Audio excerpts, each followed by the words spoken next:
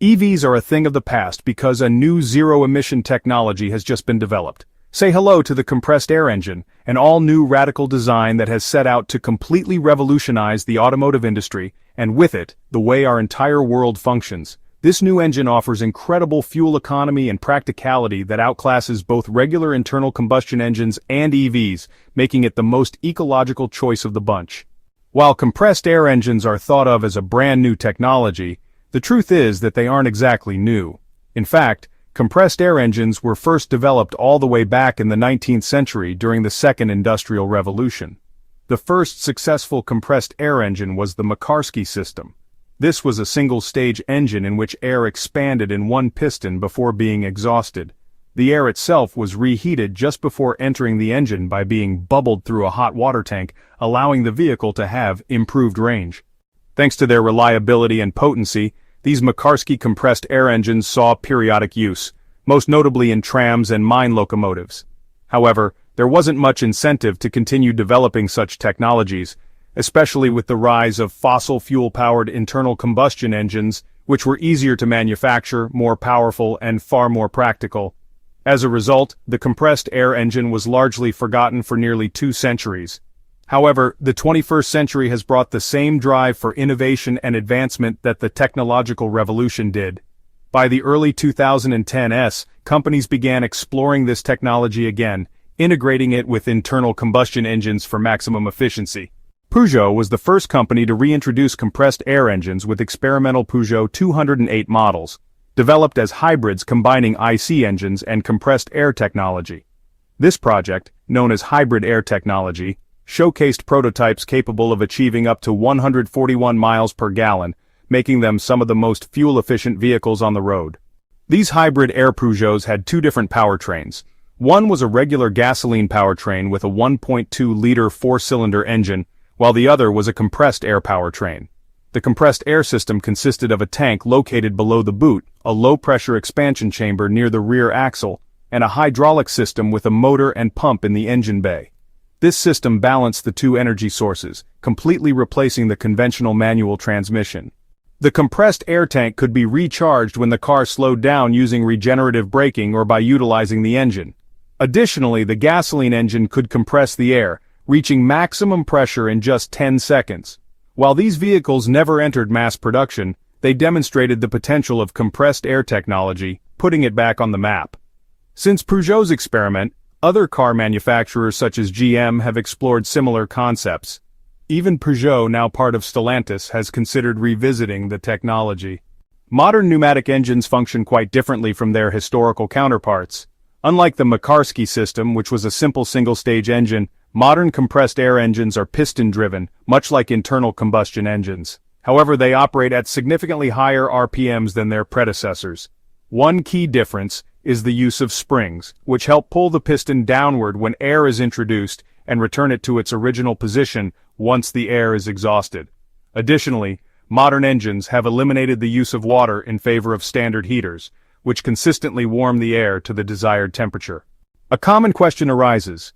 How does the initial cylinder movement begin if there is no stored energy before the engine starts? The solution is simple. These engines are connected to a small electric motor that acts similarly to a starter and alternator in traditional vehicles. Peugeot implemented a similar approach, using an internal combustion engine to power the pneumatic motor at startup. The problems with compressed air engines.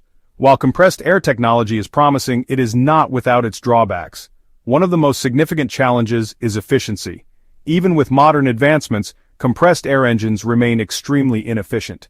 A contemporary vehicle using a compressed air engine would have a maximum range of only about 80 miles, making it impractical for even city commuting, let alone long-distance travel. Additionally, fully refilling the air tank by regenerative braking alone takes much longer than 10 seconds, rendering this method ineffective. While air is abundant and free, meticulously planning trips around refills would be inconvenient. Another major issue is power output. Pressurized air has a low energy density, meaning vehicles using this technology would lack potency compared to EVs or turbocharged internal combustion engines. Furthermore, the reliance on lightweight components results in low torque, making these engines less useful for practical applications. High RPM operation also poses a challenge, as lubricating non-liquid fuel engines is complex, leading to faster wear and shorter lifespans. Increased maintenance costs could negate any upfront savings from using compressed air technology. Safety is another concern. Pressurized air tanks can be hazardous if punctured or damaged.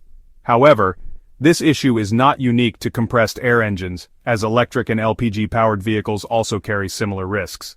Despite these challenges, compressed air engines still have potential. After all, electric vehicles faced similar hurdles a decade ago, and they have since made remarkable progress thanks to continuous development. Several solutions have been proposed to address the primary issues.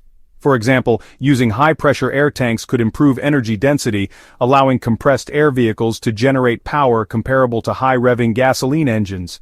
Safety and range concerns could be mitigated by designing more rigid, shallow chassis structures that double as reservoirs. Carbon fiber would be an ideal material for this purpose, as it is both lightweight and structurally strong. However, due to its high cost, thermoplastics may be a more affordable alternative. Multiple companies have already explored compressed air engine technology over the past 2 decades. One notable example is Engineer, an Australian company that developed rotary engines powered by compressed air. Their engine, known as the DiPietro motor, has been featured in various documentaries and has already seen limited use in boats and cargo carriers.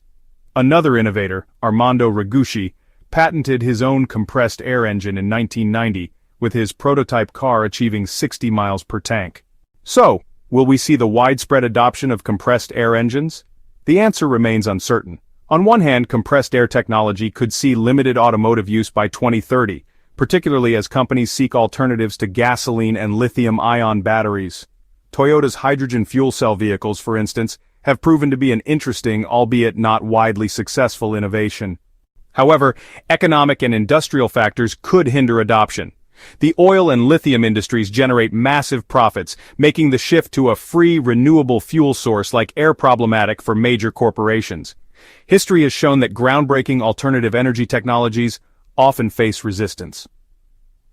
The case of Stanley Meyer, who developed a water-powered engine but mysteriously passed away after going public with his invention, is a cautionary tale. Similarly, Peugeot's hybrid air project, despite its success, was quietly abandoned over a decade ago. Although companies like Stellantis and GM have expressed interest in re-exploring compressed air engines, little tangible progress has been made beyond theoretical discussions. Ultimately, whether compressed air engines become a mainstream reality depends on overcoming technical limitations and navigating the complex financial and political landscape of the automotive industry.